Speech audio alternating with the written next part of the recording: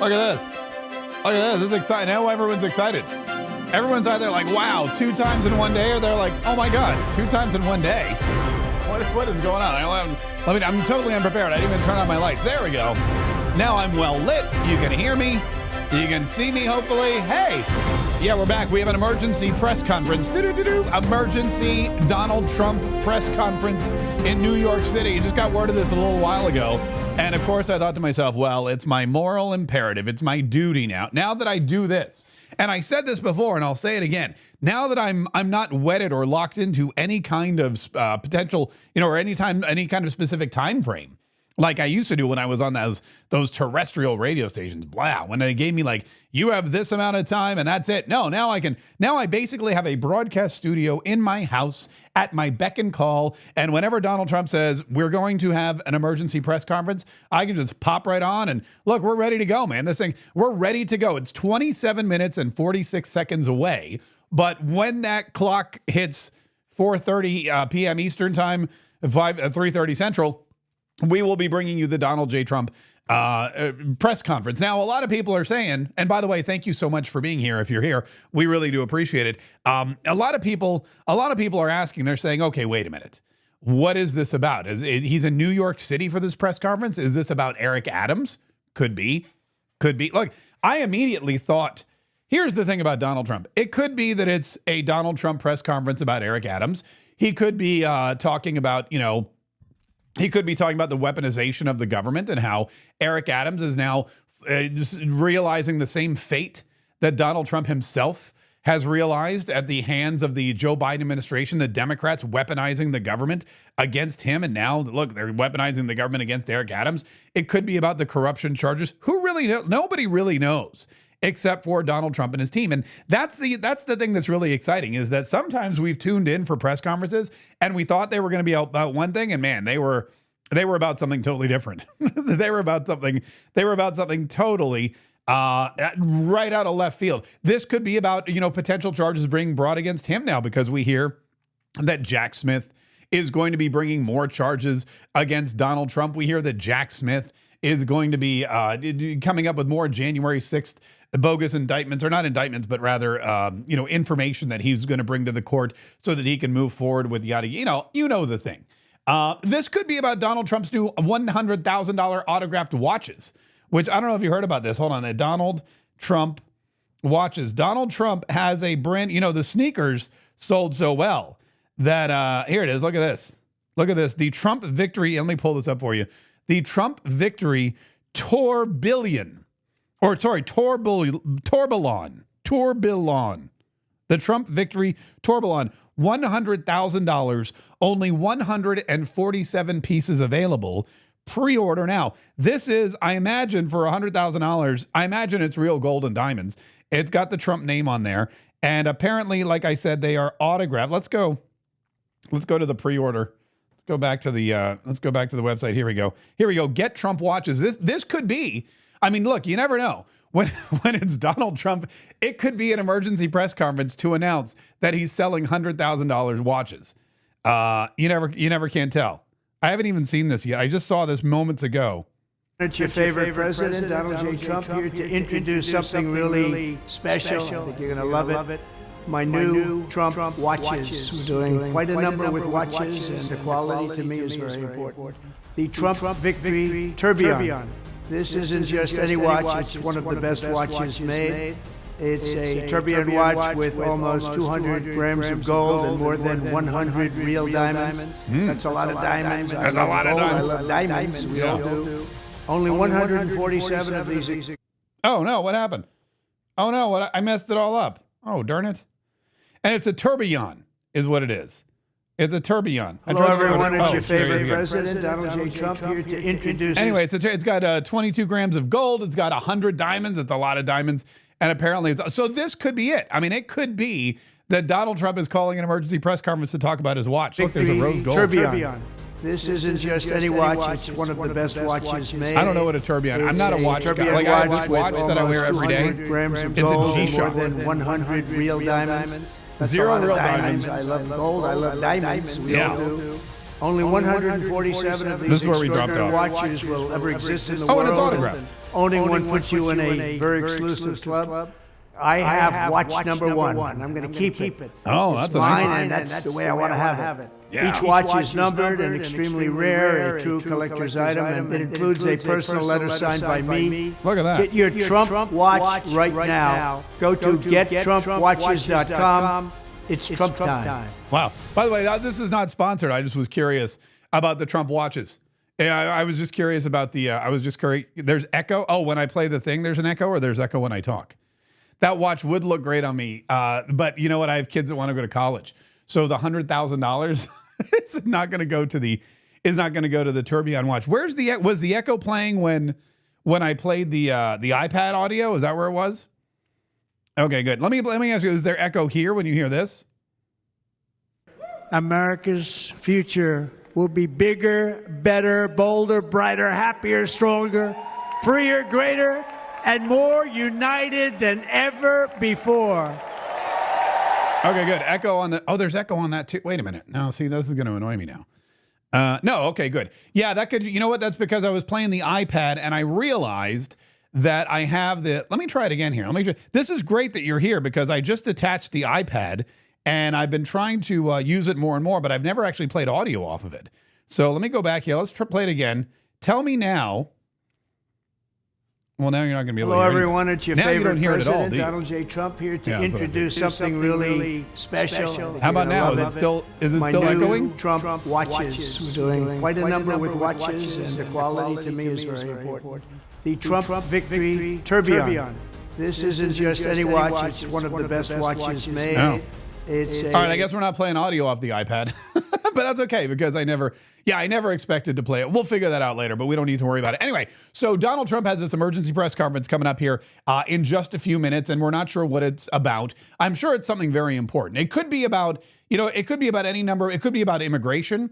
It could be about some plan. He could be releasing some new initiative, but it's going to be very exciting, and we're going to bring it to you here live. Now, the Eric Adams thing has really kind of exploded over the past 24 hours. I mean, we just found out about it yesterday. The charges were being read or released today. The indictments were going to be open to the public. And so what I think the most surprising thing about this, or at least the most surprising to Democrats, not surprising at all to Republicans, is how blatant this seems. The Democrats are notorious for protecting one another, especially in a situation like this. If you have a guy who comes in and he does basically what he's told for the most part, and he's diverse. He's not your typical white old mayor from New York. He adds a new face to the Democrat Party, and he has popularity too, or at least he did when he was elected. When you have someone like that come along, that's somebody that usually the Democrat Party coddles, and they'll let get away with stuff. They'll cover up for them. But when they start going against, the grain, when they start going against the deep state, when they start changing the narrative, saying, you know what, migration is bad. Illegal immigration isn't really welcome in New York. When that starts happening, that's when you get some real serious problems.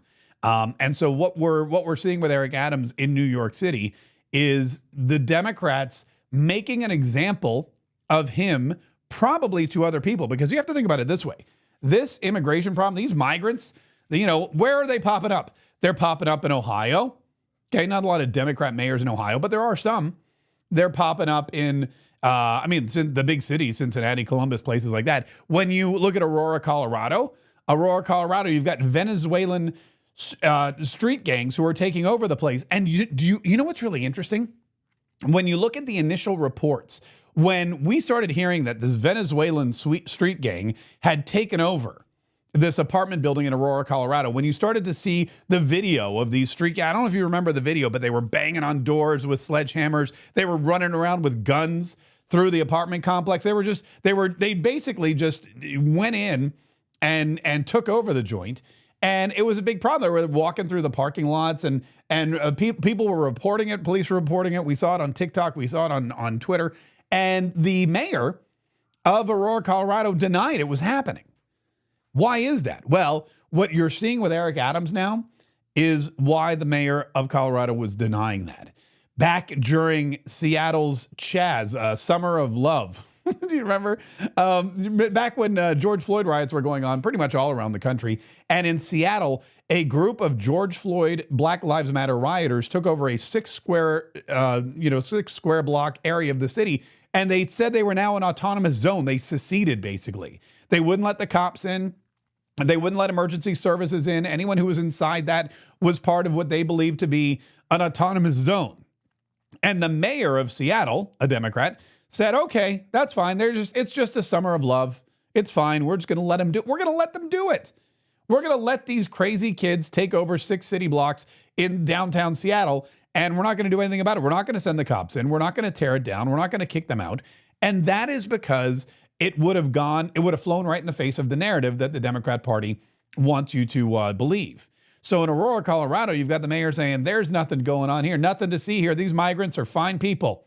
They're very fine people, to steal a quote from Donald Trump. Not really. But what you've got is you've got this mainstay of the Democrat Party that's pushing illegal immigration, pushing open borders, pushing amnesty for all of these folks so that they can boost their numbers and take over the country forever. And now what we're seeing it with Eric Adams. But Eric Adams refused. This isn't out of the blue. Look, Eric Adams knows what's happening. This isn't out of the blue. They don't just say, hey, we're going to indict you. He said there's been rumors for months. There's been threats for months. They've been investigating for months. The rumors and the threats, that's the message. That's the Democrats sending him a message saying, dude, shut up about the immigrants. Let them live in your hotels. Let them live in your parking garages.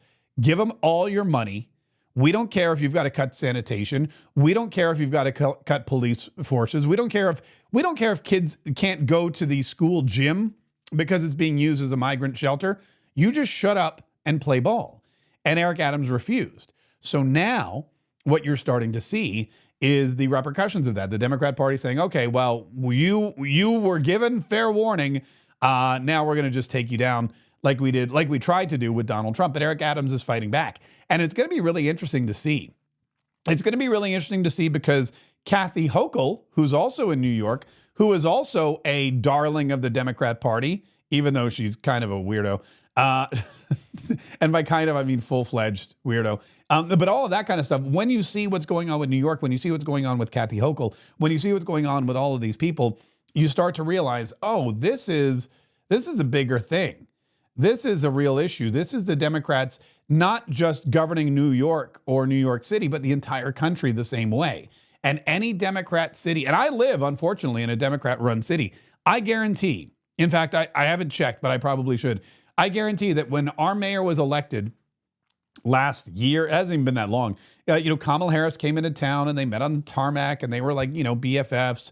And all of a sudden, I thought to myself, okay, are we going to start getting plane loads full of illegal immigrants? When I talked to Aaron Bean yesterday, and I'm sorry I didn't get a chance to edit the interview. It's like I said, with travel and everything.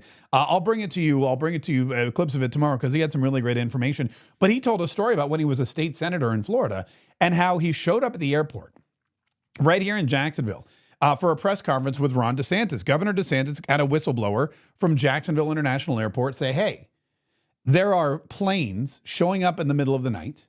They're landing. Buses, those big white tour buses that you see, old people take to the casinos and stuff like that. They just roll up. The occupants of these planes get on the buses drive away, and then the planes take off. And he said it happens all the time. It happens all the time between 2 a.m. and 4 a.m. And he took some video of it. He sent it to the governor's office. Turns out, of course, these are migrants. These are, illegal migrant planes that are being landed here in Jacksonville, Florida, probably all over the country, too. And all of these planes, the buses pull up, they unload them onto the buses, and the buses drive away, and you never see them again. And you don't know where these people end up. You don't know where they're going, and we don't know what they're doing until it's too late, until they start eating cats and dogs in Springfield, Ohio, until they start taking over building complexes in Aurora, Colorado, until they start, God forbid, doing other terrible, horrible, no good, very bad things. And that's why it's become a problem. So here in, living in a blue city now with a blue mayor, I think to myself, oh my God, it's not just that the mayor's going to be a Democrat. It's that the mayor is a cog in the Democrat machine. And the Democrat Party is run by the upper echelon of the organization, and they dictate what happens. And the thing with the Democrats is, okay, the thing with the Democrats is that they have more trash and garbage and junk and dirt on each other than they do on the other side. They don't even, you know what? I would hazard to think that they don't even dig up dirt on Republicans anymore. They just throw indictment. They just make stuff up. I mean, look at what happened with Donald Trump. They made up every indictment. They made up every accusation. They made up Russia. They made up collusion. They made up all this garbage. They made up both the indictments. They made up the fact that he instigated a riot or an insurrection. He did none of those things. And so they're just, I think that's their new play. They don't even have to worry about setting people up or getting dirt on each other, but they do get, or on the other side, but they do get dirt on each other because that's how they control them. And Nancy Pelosi was notorious for this. Nancy Pelosi, people always say she was the greatest. She was the greatest Speaker of the House there ever was. She was able to wrangle the Democrats together through some of the toughest votes. She was able to get a consensus on so many important pieces of legislation. Yeah. You know how Nancy Pelosi got a consensus? She had files full of information and dirt on every single Democrat in the House of Representatives. And she had a huge war chest ready to it. Those that she didn't have dirt on, she would threaten with primarying. She'd pull you into the office and she'd say, I need you to vote no on this bill. And you would look at her and say, I'm voting yes. And she would say, if you vote yes on this bill, then we have such and such candidate and we will fly into town and we will tell everybody what a terrible person you are. And we will put up this candidate and we will spend millions of dollars on this candidate. And we'll have, whoever we need to have come out and say, this kid, we'll have Taylor Swift send out an Instagram post and Taylor Swift will say, this is the best candidate for the job. And you'll be out of work. You'll be out of politics forever. And so all these Congress people go, I just got here. And Nancy Pelosi goes, play ball or or take your bat and go home. That's why the Democrats vote in lockstep. That's why I used to think it was because they hated Republicans, which it is, but that's not the only reason. Yes, they share a hatred for Republicans. They hate Republicans more than they hate each other. But that's only part of it. The second part of it is they're scared for their own lives because Nancy Pelosi, Hakeem Jeffries, Barack Obama, Susan Rice, Clintons, whoever it is, they will go after Democrats who step out of line, and they'll do it with even more energy and even more vitriol than they will go after Republicans. And we see that now with Eric Adams, with their prized mayor from New York City, Eric Adams. Oh, he's the greatest guy. They sent him to the Met Gala wearing this weird tuxedo. You look like a toreador. And let me see if I can find the picture. I had the picture. It was pretty wild of Eric Adams dressed like Eric Adams Met Gala. This is the guy. This guy. They thought they could tell this guy what to do. Here he is. This is funny. This is him from Vogue magazine. Let me pull up the photo. Look at this. Okay, tell me he doesn't look like he's about to fight a bull, right? Look at this. He's happy. Look, he's happy. He's a good-looking, happy guy. Oh, he's got the thumbs up. 2 of them. He's doing this now. Not anymore. Now it's this. He's not smiling anymore. He's not smiling because his own party turned on him and they're dry. And again, I'm not saying that he didn't do this stuff. I'm not saying he's innocent. I'm not saying he didn't take illegal campaign funds. I'm not saying, I don't know. He's a Democrat. So let's face it. Probably he's corrupt. But usually, and this is where it gets really tricky, usually the Democrats cover up for each other. Usually the Democrats say, hey, you know what? He's one of us. He's got a future in the party. We need him in place. We'll cover up this time. And in the future, we'll tell him not to do whatever he's doing. So that's the interesting thing about this story. Now, again, Donald John Trump about to speak in New York, about 10 minutes away, and we're not really sure what the deal is. We're not really sure what it's all about, but it's going to be interesting. Could be, like I said, a policy initiative too, because a lot's gone on. Donald Trump hasn't done a press conference in a week. He's done lots of rallies. He's been on television. He's been on the internet. He's been doing radio interviews. I know he's been doing all that kind of stuff, but he hasn't done a solid press conference in a week. And maybe he's talking about his wife's book Maybe that could be it too. He could just be pimping Melania's book, which I didn't play all the Melania clips today. I had a couple more, and I just plumb forgot. Melania was on, I guess was it Fox News? All he wants to, as he says, make America great again. He wants to make this country prosperous, safe for everybody. He wants to make American dream possible again. Yeah, that was it. She was on Fox News. And she had another clip, though, which I really wanted to play, totally forgot, about the mainstream media. You know, it's interesting how quiet and everything became, all of the mainstream media.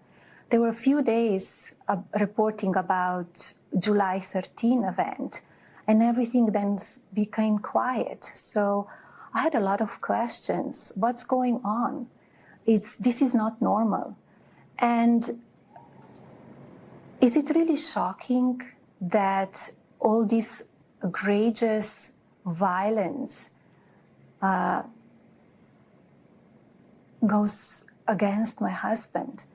Especially that we hear the leaders from the opposition party and mainstream media branding him as a threat to democracy, calling him vile names.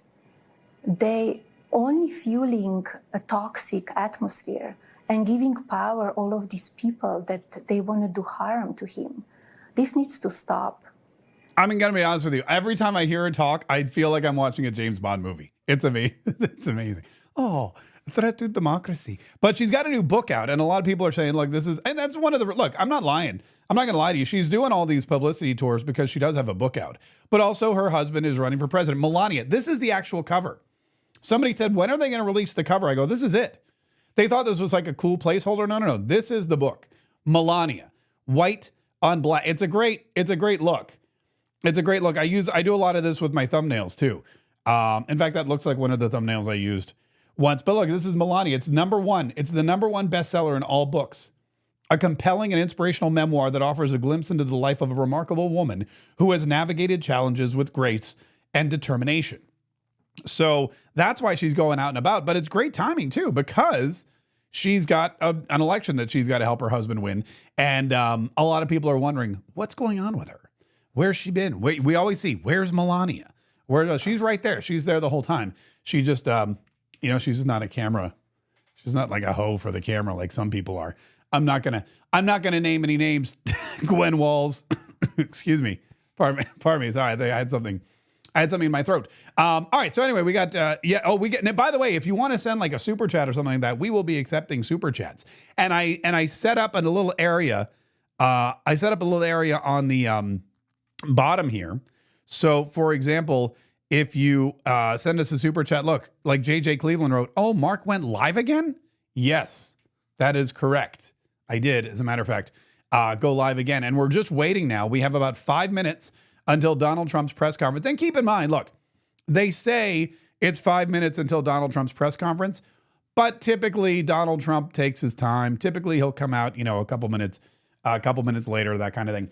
Anywho, before we do begin, I wanted to say that when I was in Washington, D.C., it was really interesting this time around because I haven't been to D.C. in a long time. But I was talking to my wife today, and I said, I'm not going to travel for a while. I was supposed to go to Orlando to do this thing with Public Square. I don't think I'm going to do that because it's been a lot of travel. And we're also still trying to build this up. And when you travel, like, it's possible. I can, you've seen me. I've gone to Philadelphia. I've gone to Milwaukee. I've gone here. But it's a lot, it's just me, and it's tearing the equipment down, setting it back up. The audio is never 100% perfect the way I want it to be. The lighting is never perfect. The background, some of you were complaining about the hotel. I was in the hotel. It was a white wall, and you were saying I looked like Dr. Evil. I get all that. That's fine. So I think what I'm trying to do is, I want to just set up, make sure that we're building every single day, make sure that we have a comfortable place and environment and a set and a studio that sounds and looks good so that we can do what we're supposed to do, and that is bring you the information that we need so that we can jump on in a moment's notice like we did this afternoon for this emergency press conference so that we can do all of this stuff. And that's going to be my goal, to really just build that up. But I am 100% going to go to the inauguration, of course. because, you know, those things only come around every 4 years. And I went to the last one. And so this time around, I'm thinking to myself, okay, I definitely have to go to the inauguration because it's going to be fantastic. And then, of course, my wife goes, wait a minute. What if Kamala wins? I was like, wait, what? She goes, are you still going to the inauguration? I go, first of all, bite your tongue.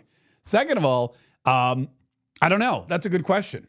That's a good question. Either way, the inauguration is crazy. It's cray-cray. They should call it inauguration cray instead of inauguration day. Last time I went in 2016, it was this kind of overcast day. It was cold. It was not as cold as when Bernie Sanders wore the mittens and the mask and everything, but it was cold. And so I'm sitting there and I'm walking around, I'm trying to get audio, and the inauguration was going on at the Capitol building. Half of the Democrats in Congress didn't show up. They boycotted the inauguration. They said, this is not my president. I'm not coming to watch Donald Trump get inaugurated. They weren't like Maxine Waters wasn't there. A bunch of them bugged out.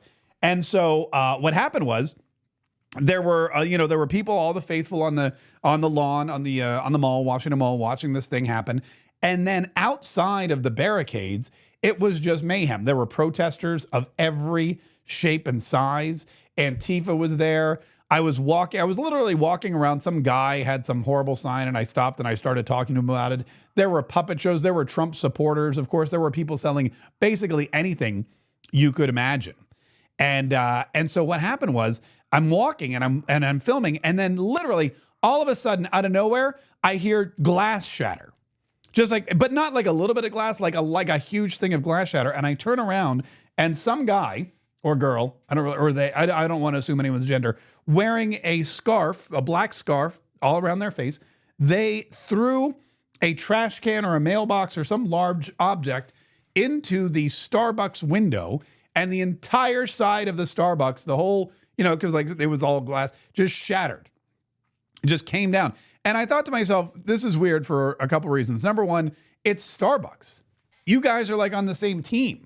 It's Starbucks. They're from Seattle. They're about as liberal a company as you can get. They don't allow you to carry guns. They don't allow the police to carry guns. It's Starbucks. Why would you attack a Starbucks? I would think you would attack, a Chick-fil-A or something like that, or a Forever 21. Wait, Forever 21, is that the one that's one of them? I would think that you'd go after Hobby Lobby, although there's not a lot of Hobby Lobbies or Chick-fil-A's in downtown DC. But that was it. And I was like, and then I watched and I sat there with my camera and then they started going crazy. Later on that night, I was walking to dinner and there I was meeting some people. They're like, come, let's go have some dinner. So I was going out there and as I turned the corner, everything was cordoned off and the fire trucks had just shown up. They were about to extinguish a police car that was lit on fire. All of this during the last inauguration. And that was when Donald Trump won in 2016. So either way, I imagine that things have not gotten better in the last, 8 years. I imagine things have probably gotten even more inflamed. So no pun intended. So yeah, I'll probably go either way. I will probably 100% be there either way if and when Donald Trump wins, or God forbid it goes the other way around. I may have to bring some protection. I may need like a bodyguard or some Kevlar vests or a fire extinguisher or something. All right, we're waiting for this press conference to start. Again, this is the Donald Trump press conference. He called it earlier today. He's going to go live here any minute now.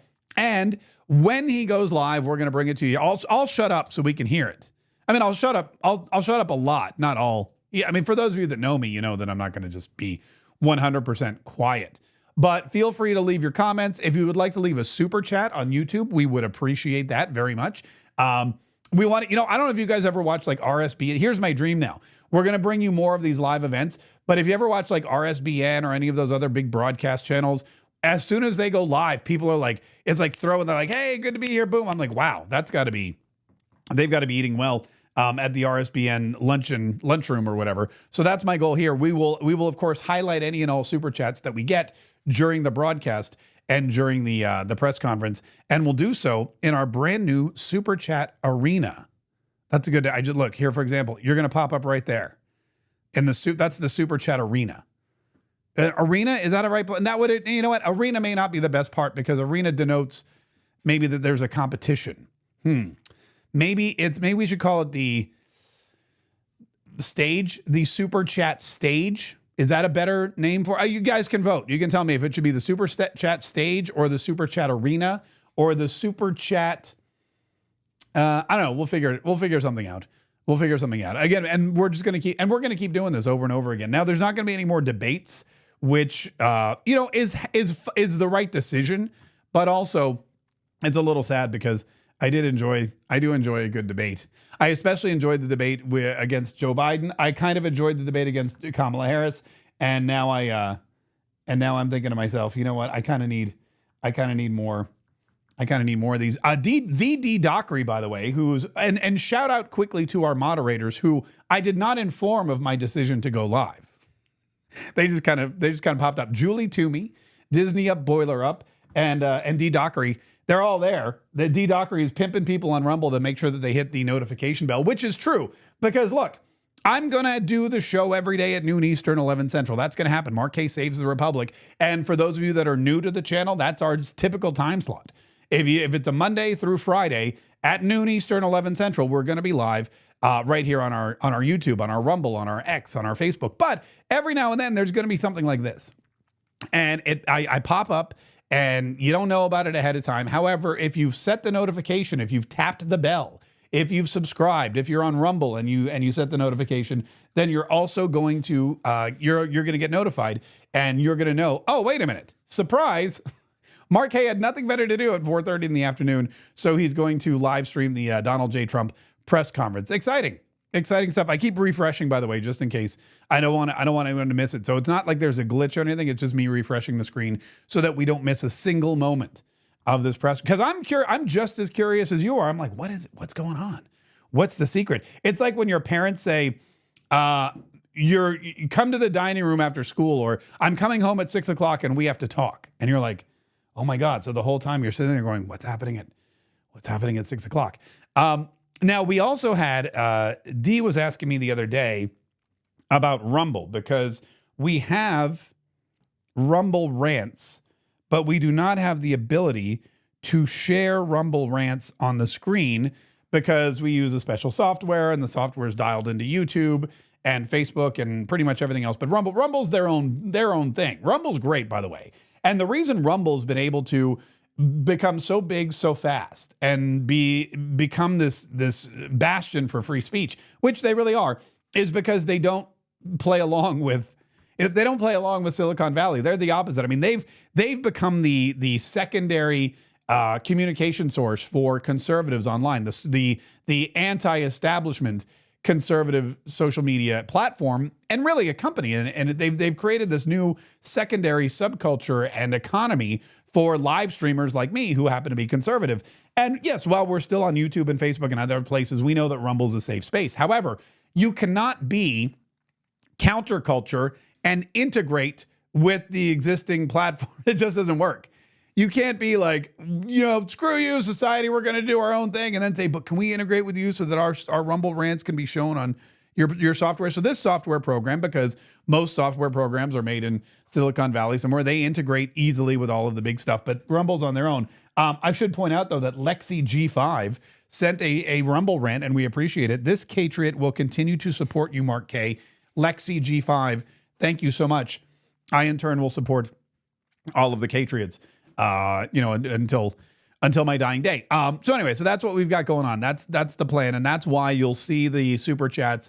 You'll see, a couple of the other comments, but we don't have the capacity to do the Rumble rants. But shout out to our moderators who are here and who are moderating their butts off.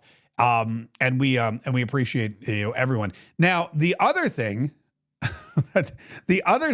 this is, look, Ginger brings up a good point. Ginger, I have been working diligently. So I have a brand new book, and it's been around. I've had it for weeks, and I would have launched it weeks ago. It's called Cancel Proof, which ironically is exactly what we're just talking about.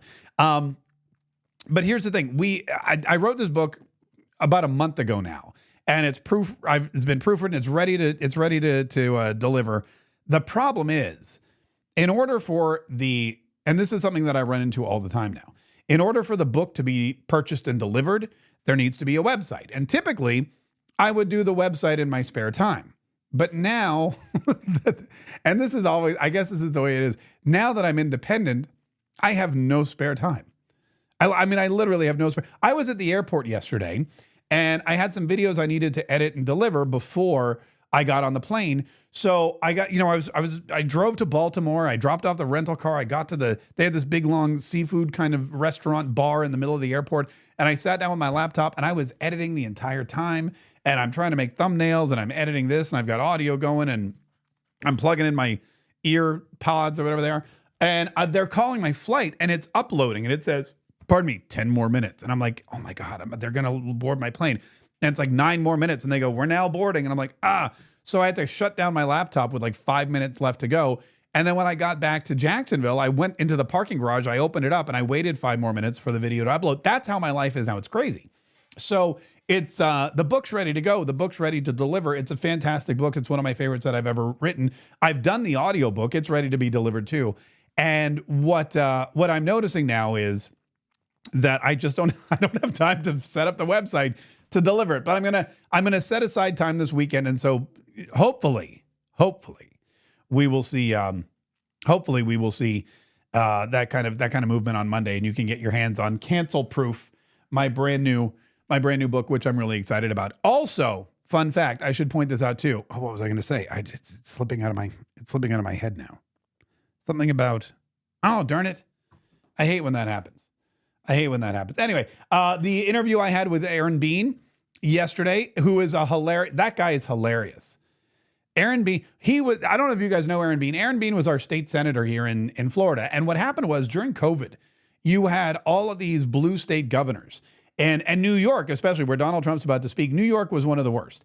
You had Cuomo followed by Hochul. You had de Blasio, the mayor, all of these, they shut down the city. They shut down the state. They wouldn't let anyone do anything.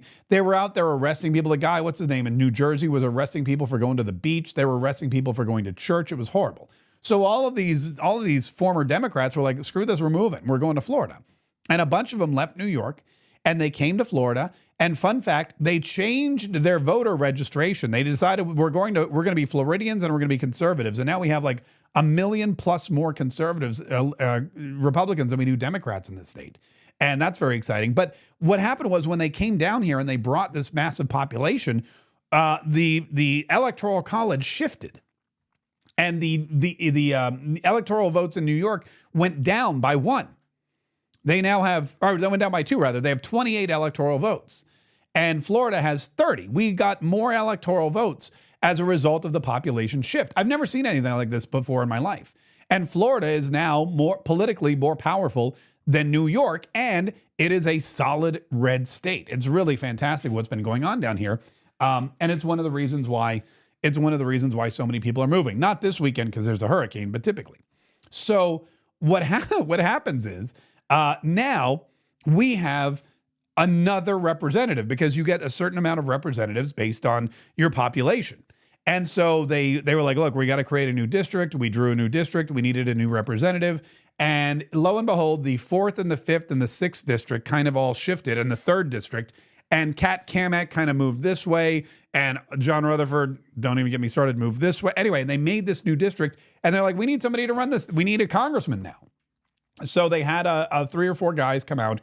And I went in. I actually I hosted rather a little event where they were all there. And Aaron Bean was our state senator forever. And he made the cut. He got the job. And he's a very funny guy. If you've never met him, he's the kind of guy that you would not think. You'd be like, this guy is a congressman? Yes, he is. And, he just sent me a new hat, by the way. He sent me a great new hat. I love it. I'm going to go get it in a minute. But I went to go visit him. His office is it's amazing. It looks like a congressman's office. It's right down from Nancy Pelosi's office. And then after this interview, he's really excited. He goes, Mark, hey, I got to go to a committee vote. Walk with me. And his chief of staff is there and he's got the folders and he's like, Congressman, we really got to go to the vote. He's like, yeah. Mark, hey, let's go walk with me. We're going to walk and talk. So I grab my camera and we're walking through the Congress and we're going to the Rayburn building where this vote is. And he's chit-chatting, whatever. And we're turning left and he goes, wait a minute. And he turns right. He goes, down here, they have a Subway and a Chipotle. Can you believe that? And I'm like, I believe it. He's like, in fact, we have 2 Subways in this building. And I was like, that's a lot of subways.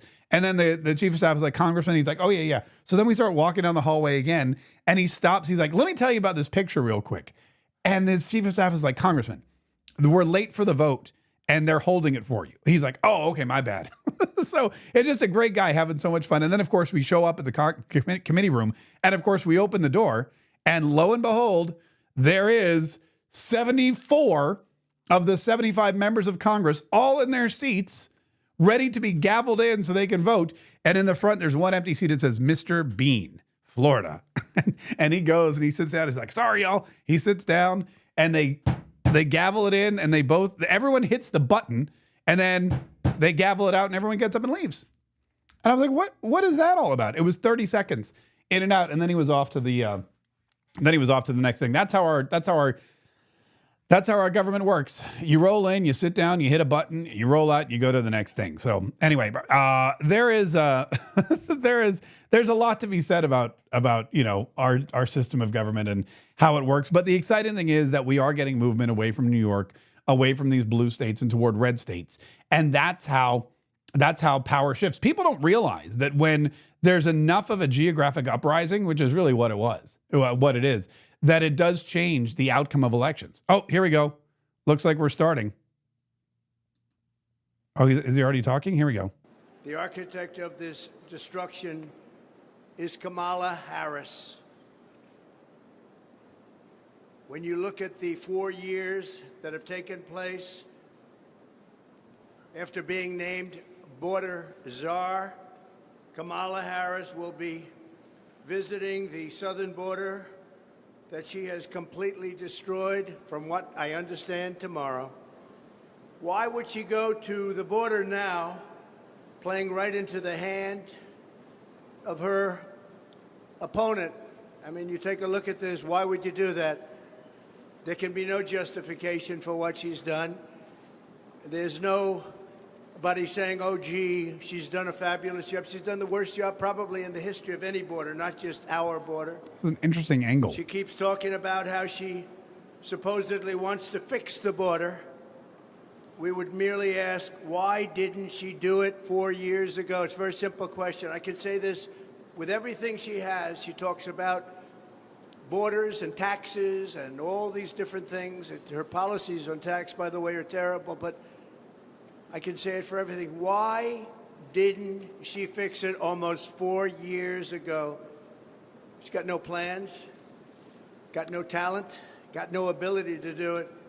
I'm here today to present you with the facts and only the facts about how Comrade Kamala Harris willfully threw open our border, helping to virtually destroy our country. Our country's never been under siege like this.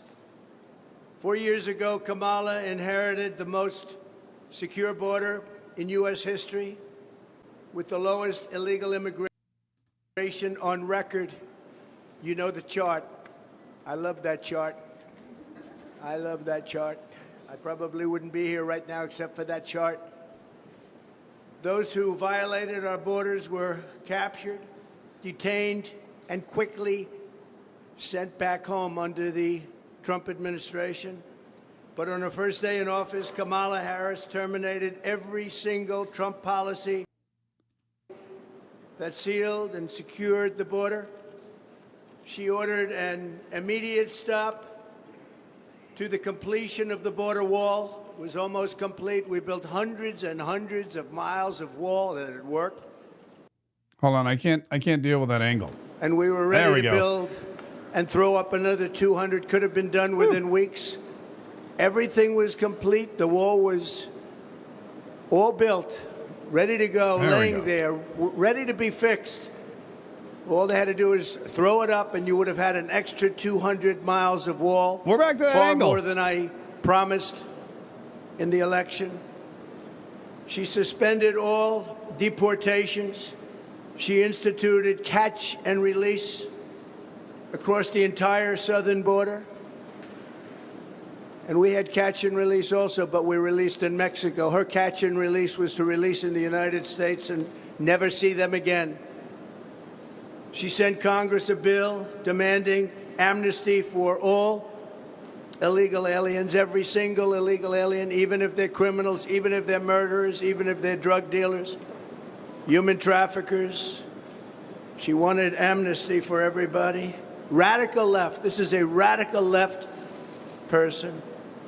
She terminated Remain in Mexico, something that took me and a lot of talent, a lot of other people, but it took a lot of talent to get from the president of Mexico, a good man. But we got it. You had to remain in Mexico. You couldn't come in under any circumstance. You weren't allowed into the United States until we checked it out, and many people did not come in and were not allowed to come in because they didn't check out. They were drug dealers, they were gang members, they were in jail for murder in a couple of cases. We wouldn't let them in. And she canceled every Safe Third agreement. Anybody here, I think, would know what that is, but that was a horrible thing that she did. And she canceled Remain in Mexico. Here we have something, Remain in Mexico. You don't have to explain it. She canceled. She ordered ICE to halt the removal of virtually all criminal aliens, including MS-13 gang members, the worst gang anywhere in the world, they say. Evil, evil gang. She ended all of our programs that we instituted to stop child and woman trafficking. The trafficking is at a level now that it's never been before. I had it down to the lowest level it's been in 32 years because we had such a strong border. They couldn't get through. But now it's the worst it's been in 32 years plus. And then she lost, and this is probably the worst statistic of them all, 325,000 children. Think of that. 3.5 years. She lost 325,000 children. And they're either dead, being sold into sex slavery, or just plain missing. Think of the number, 325,000. If that were a Republican instead of her, and she was the border czar, she says, well, I wasn't the border czar, she was. And tomorrow she'll make a case that, oh, she did a fairly good job. You can't say much. You can't justify it. She should save her airfare. She should go back to the White House and tell the president to close the border. He can do it with the signing of just a signature on a piece of paper to the Border Patrol. Instead, she's going there to try and convince people that she wasn't as bad as everybody knows she was. She was the worst in history. Grossly incompetent, weak, and ineffective. And all you have to do is ask Brandon Judd, Border Patrol. You could ask any of them. Tom Homan. We had the best people that we've ever had, and they said Trump was the best president on the border ever. She ripped up every single reform that we put in place to stop asylum fraud. She ended a travel ban that was unbelievably successful. We had the strongest travel ban anywhere in the world, and it was upheld by the United States Supreme Court. She canceled Title 42. That was a medical title. She canceled it, very hard to get. And altogether, she took 93 executive orders that I put on, all which made the border the best border we've ever had in recorded history. And she terminated them along with Joe Biden. The worst administration in the history of our country. And on the border, it's not even close. Because of these acts, in less than 4 years, 21 million illegal aliens at least. That's the real number. You don't hear that. You hear 15, 16. Sometimes you hear 17. The number is at least 21 million. And on top of that, you have gotaways. That's gotaways. That's people that came over or got away. And they've stormed across our border like nobody in history on any border anywhere in the world. There's never been any border in history where you had millions of people storming us like that. No third world country would allow it. But she allowed it because she's incompetent. She allowed it because she never went there. She says she went once, but it was not the right location. It was a location that was very mild and no danger. She never went there. She's going there tomorrow after almost 4 years. She's going there tomorrow to try and show you what a great job she did. But even now, the numbers are terrible. And remember, they're flying people over, and they haven't stopped that. They're flying hundreds of thousands of people over the border right now. They never stopped that. They didn't think they'd be caught, but they were 2 weeks ago. From prisons and jails, mental institutions, and insane asylum, all these insane asylums where you have the sickest people, mentally ill people, and terrorists at record levels. We've never had terrorists come into our country like this. They come, and they keep coming and coming, and nobody has ever seen anything like it. People that go to the border, they look professionals, and they said there's never been anything like this in the history of the world, and they are destroying the fabric of our country. She did nothing to stop any of it. In fact, she encouraged them to keep coming, and you know that. For years she did. Only recently did she say, oh, well, we're going to try and put a stop to it. And I ask again, this should be the why didn't she do it speech. Why didn't she do it? All of these things, including unrelated elements to what we're talking about now, like taxes, like military, like so many other things. Why didn't she do it? She's got plans for the future. Why didn't she do it? She's been there almost 4 years. Kamala created a brand new program to fly in migrants from Venezuela, Haiti, and Nicaragua and resettle them in American communities, including small towns all across our nation, but in particular in Pennsylvania, Ohio, Wisconsin, and North Carolina. Nobody can believe it. These towns have been destroyed, and the mayors of the towns and the governors of the states can't talk about it because they're embarrassed that they allowed it to happen. In addition, through her phone app, something totally new now, it's a phone app for migrants, where migrants call in, highly sophisticated migrants. She's allowed virtually unlimited numbers of illegals to press a button, schedule their illegal immigration appointment at our ports of entry, and show up to be released into the interior of our country. Can anybody believe this? And they're invading our towns. It's an invasion of our country like no country has ever had to suffer before. And this was purposeful. They did this on purpose. This was not a mistake on their part. They did this on purpose because their policies are so wrong and so evil and so unfair. And there's only 3 reasons they want to do that. Number one, they're incompetent. And I'm not sure that that's the reason. Number 2, they want it for the votes. Number 3, you know what that one is. We don't have to talk about that one.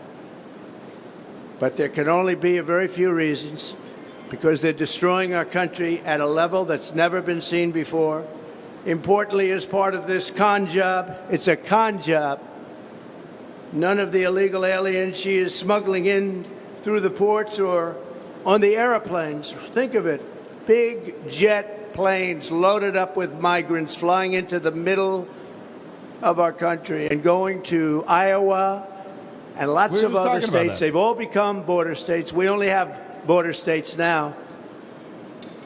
But they're counted in the Border Patrol statistics. And when you do that, you can add a lot of numbers because they're not taking those counts. They want to have those counts not included in the numbers.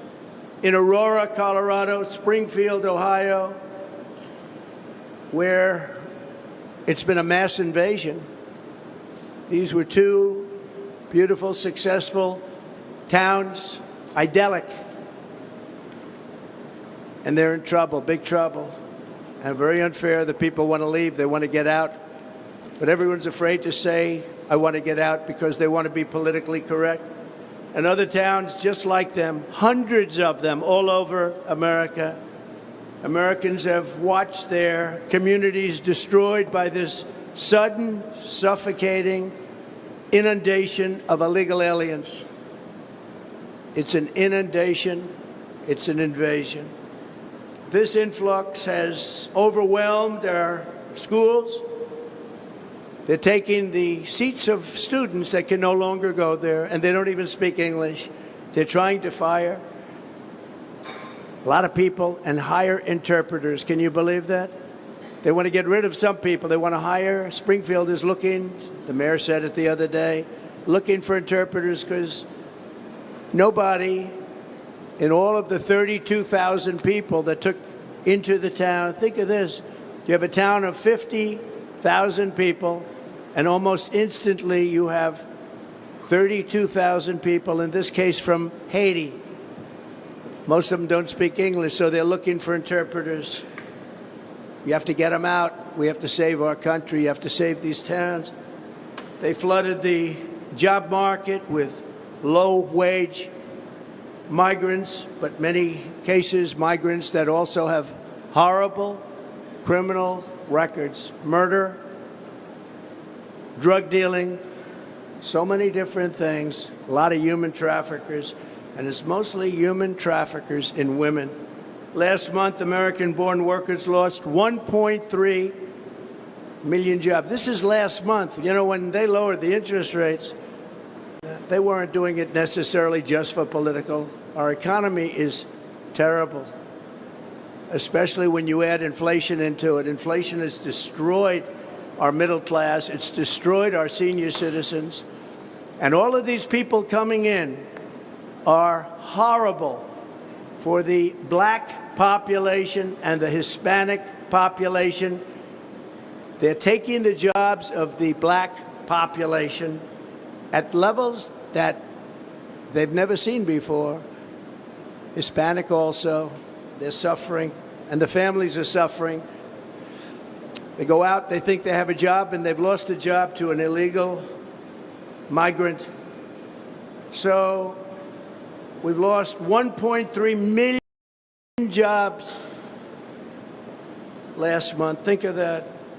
And now we've gained, out of that number, 635,000 jobs. But every single one of them was an illegal migrant. They've also, as you know, and you've heard me talk about it, just happened very recently, we found out, 818,000 jobs were fraud.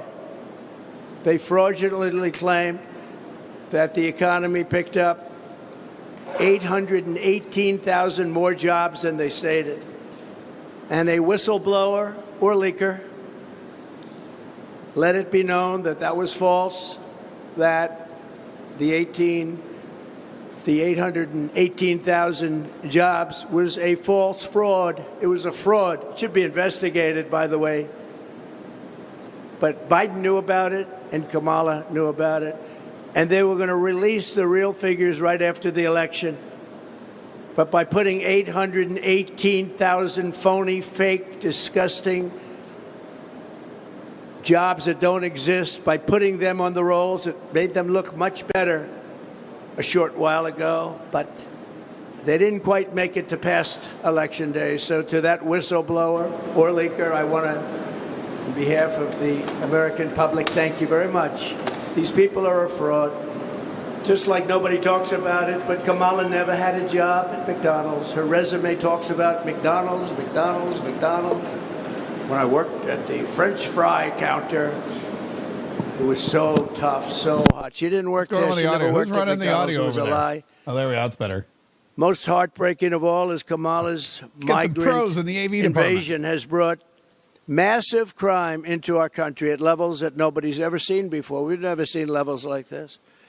And during the debate, I mentioned that, and David Muir, a real lightweight, whose ratings have gone way down, by the way, because he lost credibility. I had 1 against 3, but I think we did great. But David Muir of ABC, fake news, when I said that crime is way up in our country, he corrected me. He corrected me on so much, and it was right what I said. He didn't correct her one time, and what she said was wrong. Absolutely wrong. So many different, Charlottesville, she was wrong. All of the different things, almost everything she said, and she was never corrected. But he corrected me in crime. He said, no, crime has not gone up. I said, crime has gone up massively.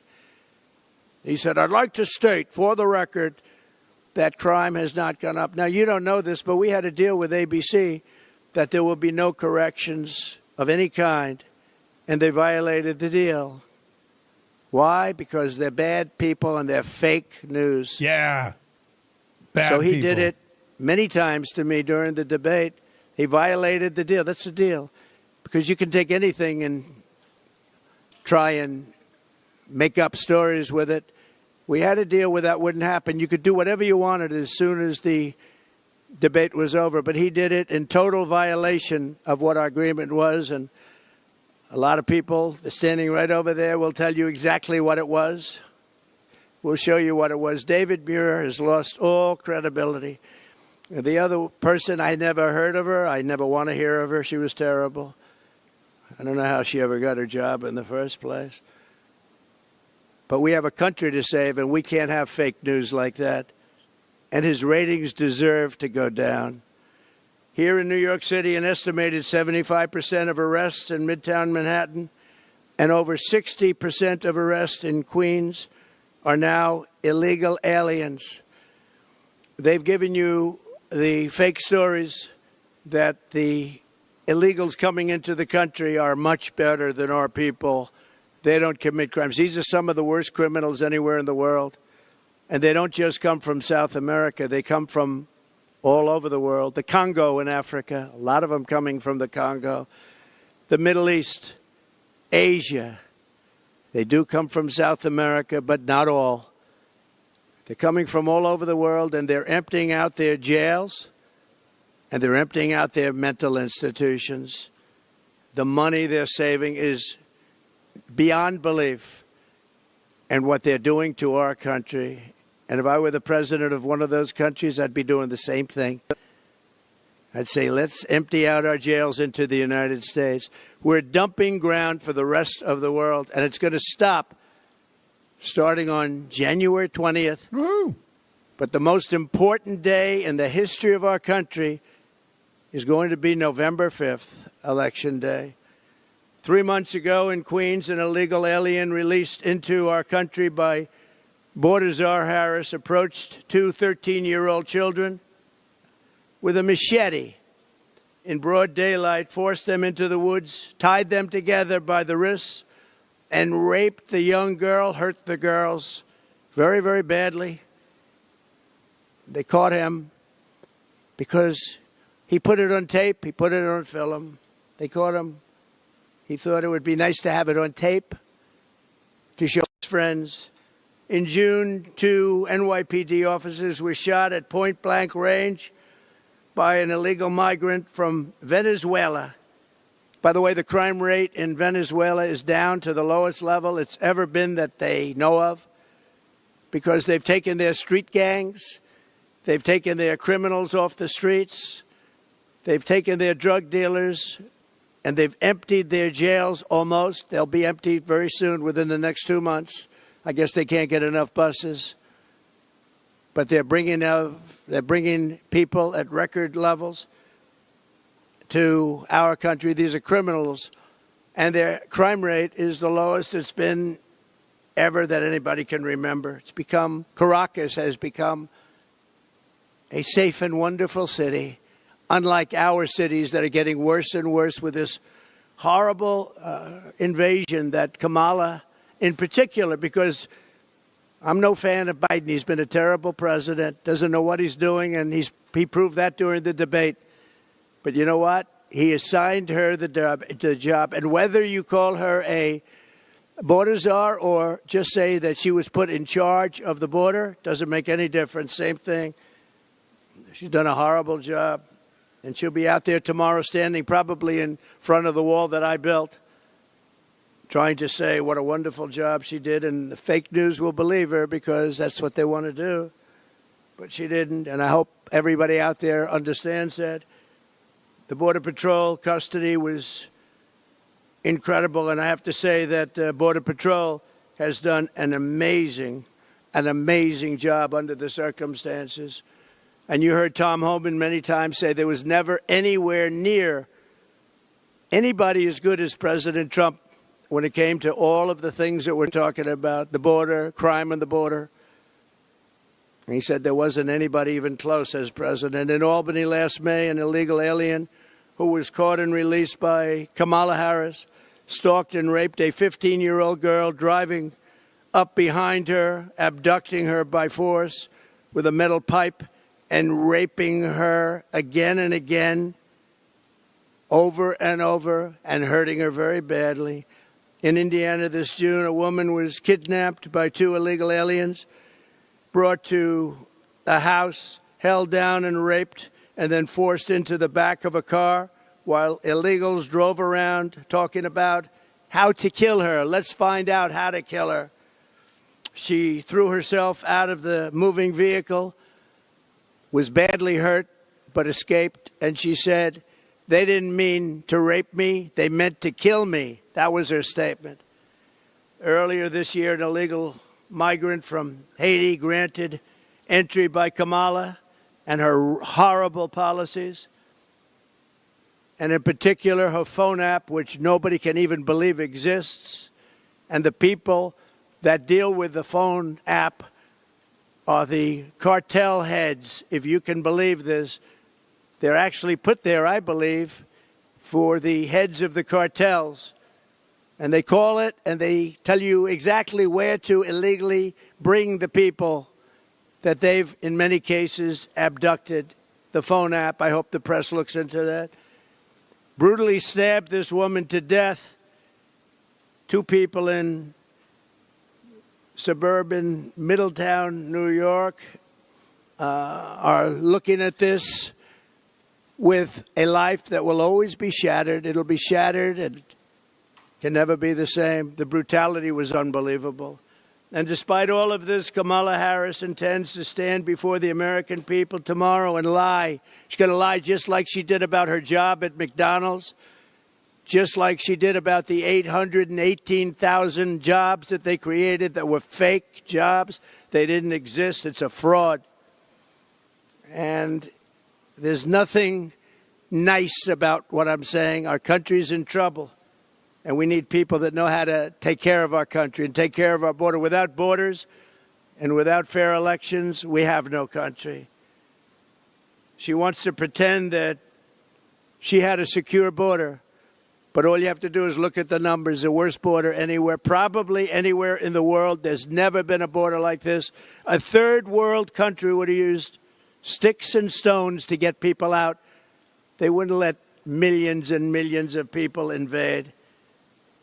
But if that were true, and if she were going to announce tomorrow that she's going to do something about it, why hasn't she done it?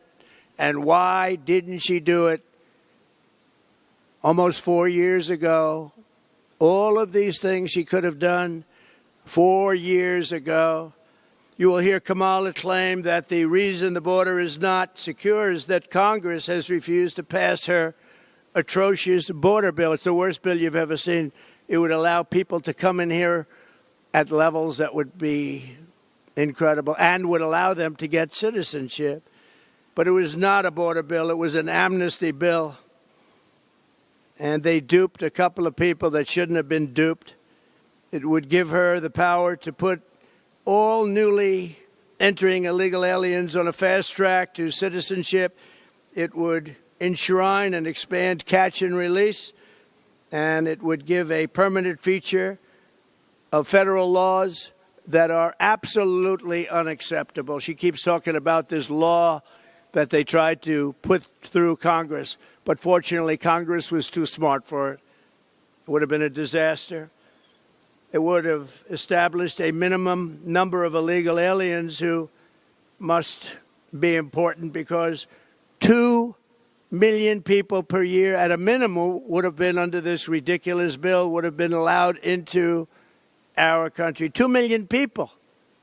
Now, of course, that's peanuts compared to what's coming in now and what's coming in when the damage was really done. Look, the damage was done. They're trying to make it look better now. But the damage was done over the first 3 years. They're trying to do anything to make it look better because it doesn't poll very well for them. But it polls very well for me. I think I won the election in 2016 because of the border. I fixed the border.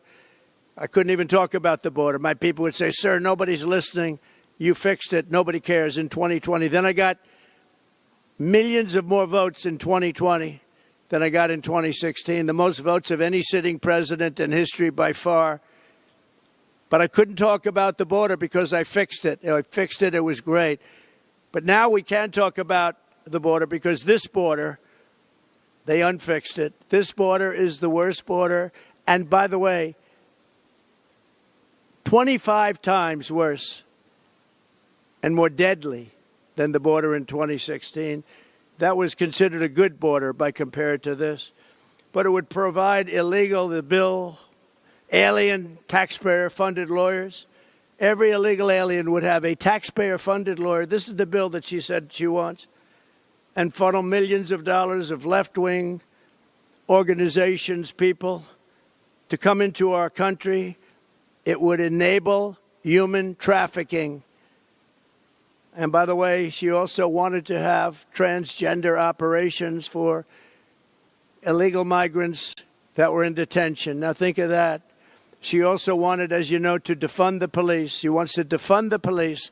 She was one of the leaders in the defund the police movement. And that lasted for years. And anybody that wants to defund the police for one day should never have the right to be president of the United States. And she was one of the leaders in that movement. But think of that. She wants to give sex change operations to people in detention that came in illegally and are classified as illegal migrants. If they want a sex change operation, she said, that's okay, we'll do that. The only way to secure our border is to fire radical border czar Kamala Harris this November. Look, we talk about the border. She's been just as bad on everything else. We have the worst inflation, I think, in the history of our country. They say 48 years, but that's pretty bad, too. But I think the actual number of years is, I think it brings it out to the worst ever. Kamala Harris endorsed abolishing ICE. She is seen as a down with deportations, opportunist, but people don't realize that the people of this country want deportations of those criminals. They want the murderers out. They want the drug dealers out. They want everybody out who's going to hurt them. They want to have a safe country. As I said, before being interrupted by lightweight anchor David Muir, crime is massively up in our country. It's very lucky the Department of Justice released numbers right after that debate. Somebody in there might like me, but they released numbers, giving the real numbers, and the numbers were unbelievably, shockingly high, the highest ever. And I haven't gotten an apology. I want an apology from ABC. She supports free taxpayer-funded health care for illegal aliens, and even, as I said, some of the horrible things that she's willing to do, including the sex change operations for people in detention. She called for abolishing immigration, detention centers. She wants to have detention centers, but detention centers that you can get out of. Remember when in 2014 Obama built cages and the fake news tried to say I built them. Fortunately, we had a great American that said, no, these were built during the Obama administration, and Biden knew about it, but I don't think Biden knows too much. And we have one other thing that she's called. She's called the grandmother of sanctuary cities. I'm going to terminate all sanctuary cities. Sanctuary cities are sanctuary for criminals. They're sanctuaries for criminals. And, you know, you can go to California where she ruined San Francisco. She destroyed. San Francisco may have been the greatest city in the world 16, 18 years ago. And now it's a practically unlivable place. And I hate to say that. I have property in San Francisco. It's not a good thing to say, but this far supersedes my ownership of property. It's an unlivable place. It was the best city. Bob Tisch of Lowe's, a friend of mine, great guy, wonderful man.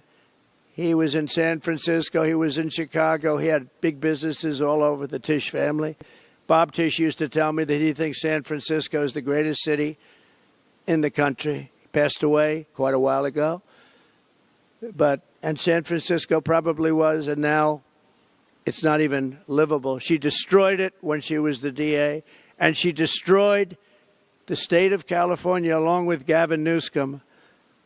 She destroyed the state of California when she was the AG. If you can't say the phrase illegal alien, she said, then we can't trust you to secure the border. She said, you're not allowed to say the phrase under any circumstance, illegal alien, but that's what they are. And it's that simple. She didn't want you to use that term. If you used that term, you'd be fired. And by the way, she fired everybody in a row. She couldn't get along with anybody. You know, it's interesting. 5 months ago, she was considered the worst vice president in history. She was laughed at, scoffed at for 3 years. She was the worst. Her staff hated her beyond belief. They were quitting. She had almost nobody wanted to work there. She couldn't get people to work for her. And she was just considered as bad as it gets. And she wasn't going to be chosen. No way that she was going to be chosen to replace Joe Biden. We had the debate. After the debate, they said, oh, this guy, we got to change him. I think we were up 21 points. But they went in there, and everyone knows they threatened the 25th Amendment. They threatened him with the 25th Amendment. They said, Joe, you're going to get out. And Nancy Pelosi led the charge.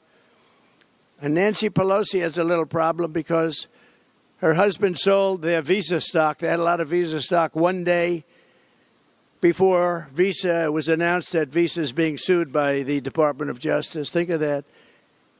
Nancy Pelosi sold vast amounts of Visa stock one day before the big lawsuit that we all read about a few days ago was brought against Visa. You think it was luck? I don't think. She should be prosecuted. Nancy Pelosi should be prosecuted for that. And she should also be prosecuted for J6 because she turned down 10,000 or any number she wanted, soldiers or National Guard. And I hope you all read John Solomon and what John Solomon wrote 2 days ago, because if you read it, you'd see that Donald Trump did absolutely nothing wrong. It's a scam. It's a scam. On day one of my new administration, I will stop all migrant flights immediately. They should stop them tonight. She can do that. Just sign one little page saying, stop the migrant flights. But she won't do that. They're infecting our country. They're destroying our country. I will shut down all entries through the Migrant phone app, something that most of you haven't even heard of, but it's very active and taking in thousands and thousands of people a week. I will end catch and release, and I will restore, remain in Mexico. I'm going to tell Mexico, thank you very much. You're putting it back right away. You're putting it back, and they will do it too when I tell them. I will bring back Title 42. I will send a federal law enforcement large group of people, but a tough group of people to liberate Aurora, Colorado. The governor of Colorado is petrified of these gangs. These are Venezuelan gangs with equipment better than our military has, going in with guns. The governor of Colorado is a coward. He's afraid to do what you have to do. And every other town that has been taken over by the migrant gangs and criminal alien thugs. And I think I'll go to a couple of these towns over the next 2 weeks. You'll see for yourself what's happened to them. They've been literally destroyed. I will send Congress a bill to ban sanctuary cities in the first day that I become president. And I will tell you, whether it's California or any place else, you might have guys like the governor, Newsom, or others that are governors wanting it. Nobody knows why. But the people don't want them. You can go and ask the people of California, do you want sanctuary cities? The people, including Democrats, will say, we don't want them. We will seal the border. We will stop the invasion, and we will begin the largest deportation of criminals, the criminal element, which is a large portion. We will start that immediately. Dwight Eisenhower had the largest deportation effort ever in our country, President Eisenhower, because he hated the fact that people were able to pour across our border. This will be much larger than that, but we will get rid of the drug dealers. We will get rid of the human traffickers. We will get rid of the murderers, the people that came out of jails, and the people that came out of mental institutions. They will all be gone, and it'll happen very quickly. We'll be dealing with local law enforcement who knows everything about every one of them. Their name, their serial number, they know everything. We respect our police, and we're going to respect law and order again. So I appreciate everybody being here. I just wanted to make this statement before Kamala goes down to the border. Anything she says tomorrow, you know, is a fraud, because she was the worst in history at protecting our country. So she'll try and make herself look a little bit better, but it's not possible. Normally, I would save this speech till after she leaves, but there's not a thing she can say to make it change. As you know, President Zelensky is asked to meet with me, and I will be meeting with him tomorrow morning at around 9:45 in Trump Tower. And it's a shame what's happening in Ukraine. So many deaths, so much destruction. It's a horrible thing. And one of the things that are very bothersome to me is the fact that Europe is paying only a small fraction of the money that the United States of America is paying. And we have an ocean between Russia and ourselves. They don't. So I see what's happening there. It's very, very sad. But we're in for numbers that nobody can even believe. And as you know, the European nations, as a combination, their economy is fairly close to the size of ours. So it's similar. They should be equalizing. They should start paying up. I did this with NATO. I made them all pay. Bush would make a speech and leave. Obama would make a speech and leave. And I shook him down. You got to pay. If you don't pay, we're not going to be there. Yeah, shake down. And everybody paid. Everybody paid. Secretary General, good man, he said, I've never seen anything like it. For 10 years we've been trying to get them to pay, and it was only Trump that was able to do it. Yeah. He was very honest. It's true. That's where they have the money to do what they're doing right now. But they all paid, most of them anyway, hundreds of billions of dollars they paid, and they paid it fast. They said, sir, does that mean you won't protect us if we don't pay? I said, you mean you're delinquent?